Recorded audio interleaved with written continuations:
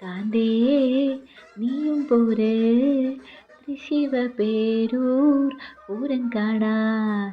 അപ്പോൾ എല്ലാവർക്കും ഞങ്ങളുടെ ഒരു പൂരാഘോഷത്തിലേക്ക് സ്വാഗതം. ഇത് ഞങ്ങളുടെ നാട്ടിലെ ഒരു ഞങ്ങളുടെ മാത്രം ഒരു സ്വകാര്യ സന്തോഷം എന്ന് പറയാം. അങ്ങനെയുള്ളൊരു പൂരമാണ്. അപ്പോൾ ഞങ്ങളെല്ലാവരും ഭയങ്കര ആഘോഷപൂർവ്വം അണിഞ്ഞൊരുങ്ങി പോകുന്നത് പൂരം കാണാൻ വേണ്ടിയിട്ടാണ് കേട്ടോ. ആദ്യമേ അമ്പലത്തിൽ ചെന്ന് തൊഴുത് ദേവിയുടെ അനുഗ്രഹമൊക്കെ വാങ്ങിയിട്ട് ഞങ്ങൾ വന്നിട്ട് ജംഗ്ഷനിൽ നിൽക്കുവാണ്. കാരണം ഓരോ ജംഗ്ഷനിലായിരിക്കും നന്നായിട്ട് കളിക്കുക. ഇല്ലെങ്കിൽ ചില സ്ഥലത്തൊക്കെ ചിലപ്പോൾ ഒരു തളർന്ന് വരും കേട്ടോ. ഒരുപാട് ആൾക്കൂട്ടമുള്ള സ്ഥലത്തായിരിക്കും നന്നായിട്ട് കളിക്കുന്നത്. അമ്പലത്തിൽ പോയി കഴിഞ്ഞാൽ അമ്പലത്തിൽ എഴുന്നള്ളത്ത് വരാനായിട്ട് ഒരുപാട് താമസിക്കുകയും ചെയ്യും. അതുപോലെ തന്നെ നമുക്ക് തിരിച്ച് വരാനായിട്ട് ഭയങ്കര ബുദ്ധിമുട്ടായിരിക്കും. കുട്ടി ഇവിടെ ഉള്ളതല്ലേ. അപ്പോൾ ചേട്ടൻ്റെ മോനാണ് കേട്ടോ. അവൻ ഭയങ്കരമായിട്ട് എൻജോയ് ചെയ്യുന്നുണ്ട്. കുട്ടികളാണ് സത്യത്തിൽ പറഞ്ഞാൽ എഴുന്നള്ളത്തൊക്കെ എൻജോയ് ചെയ്യാം. അപ്പോൾ ഞാൻ പണ്ടത്തെ കാലം ഒരു നിമിഷം നൊസ്റ്റാൾജിക്കായിപ്പോയി. കാരണം പണ്ടത്തെ ആ ഒരു കാലഘട്ടത്തിൽ എങ്ങനെയാണ് ഒക്കെ എനിക്ക് പെട്ടെന്ന് നൊസ്റ്റി അടിച്ചു കേട്ടോ. പണ്ട് ഞങ്ങൾക്ക് ഒരു ഓണം വരുന്നത് പോലെയാണ്. ഇപ്പോഴും അങ്ങനെയൊക്കെ തന്നെയാണ്. അപ്പോൾ ആദ്യം തെയ്യം കണ്ടപ്പോഴാണ് എനിക്ക് പേടി. പണ്ട് ഞാൻ പേടിച്ച് ഓടിച്ച് നിൽക്കുന്നൊക്കെ ഞാൻ ആലോചിച്ചു കേട്ടോ. അപ്പോൾ അതിന് ശേഷം എന്നാണ് ഇതിനെന്താ പറയുന്നതെന്ന് വെച്ചാൽ പൂക്കാവടി എന്നാണെന്ന് തോന്നുന്നു. പൂക്കാവടി എന്നാണ് എനിക്കതാണെന്ന് തോന്നുന്നത് കേട്ടോ. പണ്ടൊക്കെ അതിൻ്റെ ഡ്രസ്സിങ്ങൊക്കെ വേറെ ആയിരുന്നല്ലോ. ഇപ്പം നല്ല ന്യൂജൻ ഡ്രസ്സൊക്കെ ആയിട്ട് ന്യൂജൻ ട്രെൻഡ് പാട്ടൊക്കെ ആയിട്ടാണ് നമ്മുടെ പൂക്കാവടിയൊക്കെ ചേട്ടന്മാർ കളിക്കുന്നത്. പക്ഷെ നല്ല രസമായിട്ട് കഴിക്കുന്നുണ്ടായിരുന്നു. ഇതിൻ്റെ ഇടയ്ക്കൊരു സർപ്രൈസിങ് തിങ് എന്താണെന്ന് വെച്ചാൽ അതിനിടയ്ക്ക് നല്ല കുഞ്ഞു കുഞ്ഞു പേപ്പറുകൾ കട്ട് ചെയ്തിട്ടിട്ട് അവർ കളിക്കുമ്പോഴത്തേക്ക് താഴെ വീഴുന്നുണ്ടായിരുന്നു. എനിക്ക് കാണാൻ നല്ല രസമുണ്ടായിരുന്നു കേട്ടോ.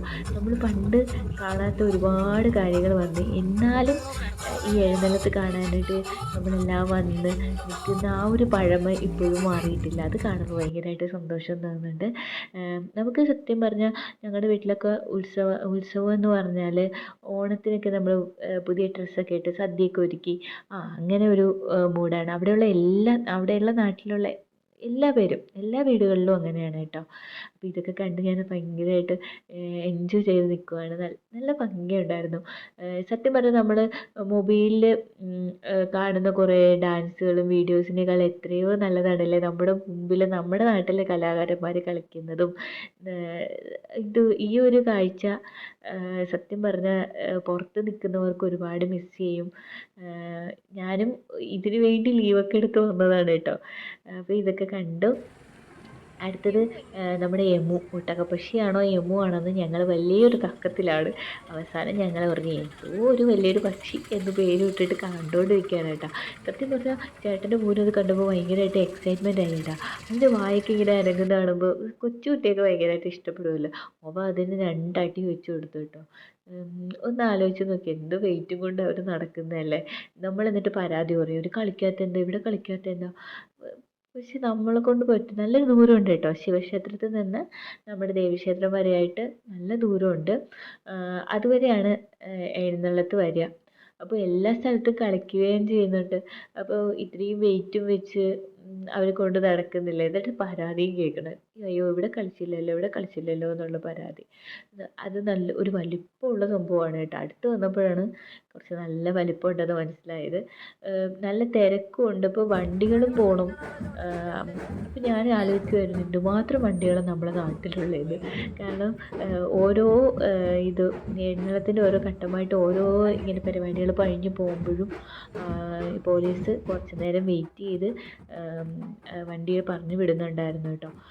ഇതിൻ്റെ എല്ലാത്തിൻ്റെ കൂടെയും ഇപ്പോൾ ഒരു കെട്ടുകാഴ്ചയുടെ കൂടെ അതിൻ്റെ കൂടെ എന്ത് കാണും, ഒരു ബാൻഡ് മേളവും കാണും കേട്ടോ. ഇത് നല്ല രസമുണ്ടാണ്. പക്ഷേ നമ്മുടെ അടുത്ത് നിന്ന് കേൾക്കുമ്പോൾ നമ്മൾ നെഞ്ചിടിക്കുന്ന പോലെ തോന്നാറുണ്ട്. എനിക്ക് പ്രത്യേകിച്ച് നെഞ്ചിടിക്കുന്ന പോലെ തോന്നുന്നുണ്ട്. എല്ലാവർക്കും അങ്ങനെ ആർക്കെങ്കിലും തോന്നാറുണ്ടോ? നല്ല രസമുണ്ടായിട്ട് കേട്ടോ. ആ ഒരു താളത്തിൽ ഞാൻ നോക്കിയപ്പോൾ നമ്മുടെ യമു നന്നായിട്ട് ഡാൻസ് കളിക്കുന്നുണ്ട്. അതിന് ആർക്കായാലും കണ്ടു നിൽക്കുന്നവരുടെ കാലുകൾ എന്തായാലും താളം പിടിച്ചു പോകും അല്ലേ. അടുത്തത് മറ്റേ നമ്മുടെ അരയന്ന നൃത്തം അതാണെന്ന് തോന്നുന്നു. അപ്പോൾ അത് വരുന്നുണ്ട്. അതിൽ ഗണപതി അതുപോലെ മുരുകനൊക്കെ ഉണ്ടായിരുന്നു. അതുപോലെ അടുത്തത് നമ്മുടെ ഷാജി പാപ്പനുണ്ട്. കൂട്ടർ വരികയാണ്. ഷാജി പാപ്പൻ വന്ന് ഫസ്റ്റിൽ ഞങ്ങളൊന്ന് പേടിപ്പിച്ചു കേട്ടോ. പോലീസുകാരൻ്റെ മേത്തൊന്ന് ഇടിക്കുന്നുണ്ടപ്പോൾ പോലീസുകാരൻ വഴക്ക് പറഞ്ഞു. അതിനുശേഷം ഷാജി പാപ്പനും നമ്മുടെ കുതിരവട്ടം പൊക്കും. മറ്റേ ഇതിലുണ്ടായിരുന്നു മണിച്ചിത്രത്താഴിലെ എന്താ എൻ്റെ ഡയലോഗ് എന്ത് വഴി ചോദിക്കുന്നതാണെന്ന് തോന്നുന്നില്ല. ഇത് വെള്ളം വെള്ളം അത് പറയില്ലേ മോഹൻലാൽ, ആ ഒരു ചെമ്പരത്തി പൂക്ക് വെച്ച ഇതൊക്കെയാണ്. അവരൊക്കെ നന്നായിട്ട് കളിച്ചു എന്നാണ് ഞാൻ കേട്ടത്. പക്ഷേ ഇവിടെ വന്നപ്പോൾ അവരൊന്നും മിണ്ടാതെ ഒരു ഗൂഢാലോചന നടത്തി പോകുന്നത് പോലീസുകാർ വഴക്കൊണ്ടിട്ടാണ് കേട്ടോ. അവരെ പറഞ്ഞിട്ട് കാര്യമില്ല, അവരെന്തുമാത്രം നിയന്ത്രിക്കണം, വണ്ടി വരുന്നത്. ഞങ്ങളാണെങ്കിൽ ഒഴിഞ്ഞ് ഒരറ്റത്ത് നിൽക്കുവാണ്. എന്നാലും ഇവരെയും സേഫായിട്ട് കൊണ്ടുപോകണം പോലീസുകാരൊക്കെ. ഡാൻസും വളരെ നന്ദിയുണ്ട് കേട്ടോ. പിന്നെ അടുത്തത് നമ്മുടെ കൊട്ടും പാട്ടും വന്നിട്ടുണ്ട്. ഈ കൊട്ട് ഞാൻ എവിടെയോ കണ്ടിട്ടുണ്ട് ഗൈസ്. എവിടെയോ ഒരു കലാരൂപമാണിത്. എനിക്ക് എവിടെയാണെന്ന് പെട്ടെന്ന് കിട്ടുന്നില്ല, പക്ഷേ എവിടെ കണ്ടിട്ടുണ്ട്. നല്ല കൊട്ടായിരുന്നു. അവരുടെ ഡ്രസ് കോഡ് നോക്കിക്കേ, റെഡും ബ്ലാക്കും നല്ല കോമ്പിനേഷനാണ്. അതേ ഒരു തന്നെയാണ് ആ ഡാൻസ് കളിക്കുന്ന ആ ഒരു കലാരൂപം പ്രസൻറ്റ് ചെയ്യുന്ന ആൾക്കാരുടെ. അവർ നന്നായിട്ട് മെനക്കെടുന്നുണ്ടായിരുന്നു. ആ തലയിൽ ഇരിക്കുന്ന ഒരു സാധനം, ആ ഒരു ഇത് നല്ല വെയിറ്റുള്ളതാണ്. അടുത്തതാണ് എൻ്റെ കണ്ണുകളെ മിന്നിച്ച് കഴിഞ്ഞ ഒരു സൂപ്പർ സാധനം വന്നത്. ഇത് ആകാശക്കാഴ്ചയെന്ന് വേണമെങ്കിൽ ഞങ്ങൾക്ക് പറയാം. ആകാശത്തിലെ പേപ്പർ കാഴ്ച എന്ന് വേണമെങ്കിലും പറയാം. സത്യം പറഞ്ഞാൽ ഈ ഒരു ലോറിയും ലോറിയുടെ മുകളിൽ ഇരിക്കുന്ന ഈ ഒരു സാധനം കണ്ടപ്പോൾ ഞാൻ വിചാരിച്ചത് എന്തുവാ സംഭവം, ഇവർക്ക് വെള്ളം കൊടുക്കാനായിട്ട് വന്ന ലോറിയാണോ എന്നൊക്കെ ചിന്തിച്ച് ഞാൻ ഈ കൊട്ടിൽ മുഴുകിയിരുന്നപ്പോഴാണ് ഈ ഒരു പച്ച പേപ്പറുകളുടെ ഒരു ആകാശവർണ്ണം, നല്ലൊരു എന്താ പറയുക വർണ്ണ കാഴ്ച ഞാൻ കണ്ടത്. അതിനുശേഷം സത്യം പറഞ്ഞ് നോക്കിക്കൊണ്ടിരിക്കുമായിരുന്നു, അടുത്തത് എന്ത് കളറാണ് വരിക എന്ന് പറഞ്ഞ് വെയിറ്റ് ചെയ്തുകൊണ്ടിരിക്കുമായിരുന്നു. ഇവരുടെ ഒരു കൊട്ടുണ്ടല്ലോ എന്നാൽ പഞ്ചാരി മേളം, നല്ല രസമുണ്ടായിരുന്നു. അവർ ഡാൻസ് കളിക്കുന്നതൊക്കെ വളരെ നന്നായിട്ടുണ്ടായിരുന്നു. ഒരുപാട് നാൾ പ്രാക്ടീസ് ചെയ്തിട്ടായിരിക്കുമല്ലോ ഇങ്ങനെയൊക്കെ റോഡിൽ വന്നിട്ട് ചെയ്യുന്നത്. സത്യം പറഞ്ഞാൽ ഇവരുടെയൊക്കെ ഒരു ആ ഒരു ആറ്റിറ്റ്യൂഡ്, ആ ഒരു പ്രസൻസ്, മൈൻഡ്, അതൊക്കെ അവരെ അതിന് ഹാൻഡ്സ് ഓഫ് നല്ലൊരു ഇത് കൊടുക്കേണ്ടി വരും. അടുത്ത് നമ്മുടെ റോസാപ്പൂക്കൾ പോലെ തോന്നിക്കുന്നില്ലേ, ആ ഒരു ഇതിലെ ഒരു പേപ്പർ വന്ന് വീണിരിക്കുന്നത് നല്ല ഭംഗിയുണ്ടായിരുന്നു, നല്ല രസമുണ്ടായിരുന്നു കേട്ടോ. ഇത്രയും പറഞ്ഞ കാഴ്ചകളും ഒക്കെ കണ്ടിട്ടും ഞാൻ എൻ്റെ കണ്ണുകൾ തേടിക്കൊണ്ടിരിക്കുന്നത് അമ്മയുടെ എഴുന്നള്ളത്തിന് വേണ്ടിയിട്ടാണ്. അതായത് ഞങ്ങളുടെ അമ്മയുടെ എഴുന്നള്ളിപ്പ് കാണാൻ വേണ്ടിയിട്ടാണ് സത്യം പറഞ്ഞാൽ തേടിക്കൊണ്ടേയിരിക്കുമായിരുന്നു. അപ്പം ഒരു വർഷത്തെ നീണ്ട കാത്തിരിപ്പിന് ശേഷം ഞങ്ങളുടെ അമ്മ ഞങ്ങളുടെ നാട്ടിൽ എഴുന്നള്ളിയിരിക്കുകയാണ്. സത്യം പറഞ്ഞാൽ ഇത് ഞങ്ങളുടെ ഒരു വലിയ കാത്തിരിപ്പ് തന്നെയാണ്. ഞാനും ഇത്രയും നേരം നോക്കിക്കൊണ്ടിരുന്നത് എന്താ വരാത്തേന്ന് വിചാരിച്ചിട്ടാണ്. ഇത് മുത്തുക്കുടയുടെയും അതുപോലെ തന്നെ താലപ്പൊലിയുടെയും അകമ്പടിയോടെയാണ് അമ്മ വരുന്നത്.